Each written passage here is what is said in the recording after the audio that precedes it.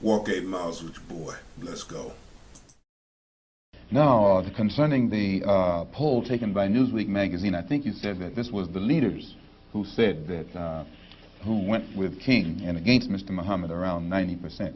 I just told you a little while ago, these leaders that they call leaders, this included Lena Horne, this included Dick Gregory, and this included comedians, comics, trumpet players, baseball players. Show me in the white community where a comedian is a white leader. Show me in the white community where a singer is a white leader, or a dancer or a trumpet player is a white leader. These aren't leaders. These are puppets and clowns that have been set up over the white community and over the black community by the white community and have been made celebrities and usually say exactly what they know that the white man wants to hear. And it is an honor, actually, that they endorsed Dr. Martin Luther King and were against the Honorable Elijah Muhammad. That's actually an honor.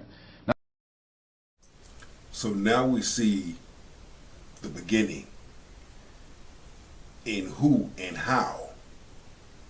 And when we're speeding it up to 2024 with this whole election thing, this is like the origin of another reason why I stopped voting, because I basically saw into what I needed to see into.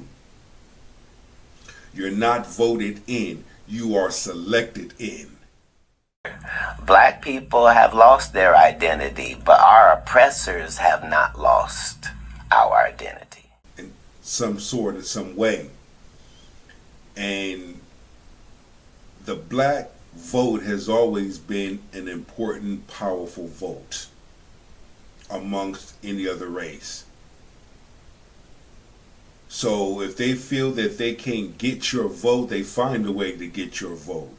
Well, we'll get some people like that look like you, that talk like you, that act like you, that live like you.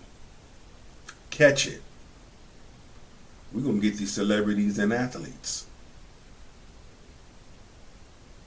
Let's continue on. Now, when you say that they also, in the same Newsweek poll magazine, they, I think the pollster said that he went into the Negro community and asked about the Muslims. And many Negroes whom he asked said, well, I never heard of the Muslims. Who are they? You know, this is the rank and file we're talking about. Oh, yeah. Now, when they got down to the rank and file, this was the answers that they got. This is equivalent to the situation in Kenya during the Mau Mau uprising, when many frightened whites in Kenya, Africa, would go among the Africans and ask them, what about the Mau Mau? And the African would say, I never heard of them. And the same white man who would ask the African this question and very naively believe what the African said, when he went to bed that night, he would lose his head. And usually the one who took his head was the same African who told him that afternoon he had never heard of the Mau Mau. Except in the Newsweek poll, they used Negro interviewers. You'll find that oftentimes Negroes are as much on guard around Negro interviewers, who usually represent the bourgeois element of Negroes, as they are on guard around whites. Usually Negroes know that when this bourgeois Negro walks through the door, he is not doing something that he's initiated himself, but he's involved in something in which the white man is the absolute author of and has sent him to the Negro community for some information. And when they give that Negro some information, usually they give him the information that they want him to take back to the white man, because that's. So when we talk about the boulets, when we talk about other societies and things of that sort, now you kind of see, I'm giving you a little bit of history. The truth don't need motivation. I'm just saying I can't. Trump didn't only tell you what he would do for blacks, but he showed you too. Kamala Harris, she told you what she will not do for blacks, but she has demonstrated what she has done for her own, you know, the Asian community and the Indian community, which I have no qualms with them, because I got Indian in my family, I got Jamaican in my family, I got Samoan in my family, you know. But don't sit up here and show your ass, then expect to receive black votes. But get mad when black voters say, hell no. We heard you. We seen how you move. Black people have lost their identity, but our oppressors have not lost our identity. See, this is what happens when you shed light and you share truth and you break it down with a little bit of history to give an understanding. All right. Who is going to take it back to? 4 more minutes. Our time is just about up, Minister Malcolm, and perhaps you could summarize and conclude by giving us, in your opinion, or in the opinion of Mr. Elijah Muhammad, what would be the ideal solution to the racial problem in the United States today?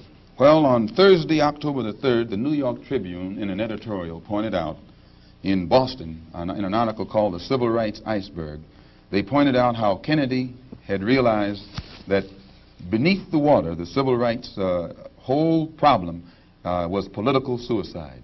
Because in his own hometown, the head of the Board of Education, a woman named Mrs.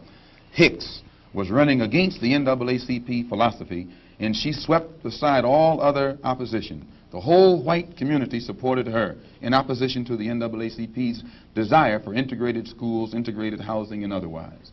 So I say that to say this, that even the Jewish community, which is supposed to be pro-liberal, went against the NAACP. Whites are against integration in practice, but they're for it in principle. So the only solution is separation. And the Honorable Elijah Muhammad says that this can be brought about simply by letting our people be exposed to the truth about ourselves, about the white man, about our history and our condition in this country. And once we are exposed to the complete truth about things as they actually exist in this country, the masses of black people will choose complete separation from this entire system, political system, economic system, social system, and whatever other aspect or description or adjective you want to attach to it. Let us go back home to our own people, live among our own kind, and solve our own problems ourselves. And if the white man doesn't want us to go back to our own people and live in our own country, then since we can't get along together in peace on this country with white people, let us separate part of this continent, migrate to that separate territory, let the government give us everything we need to establish our own independent economic system and society.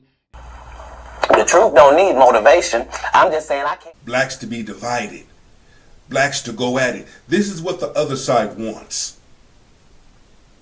And a large number of y'all giving them what they want. Yeah, population control. We'll let them kill themselves off. Yeah, the more black women we can get to say they don't need no man to start reproducing. Oh, hell yeah. The more programs we can design and have to keep the black man out the house. Oh, hell yeah. Yeah, we need more women to speak up. They don't need no man. Yeah, put the black man out the house. Yeah, divorce. Yeah. Gold digging ways. Yeah. All of these things.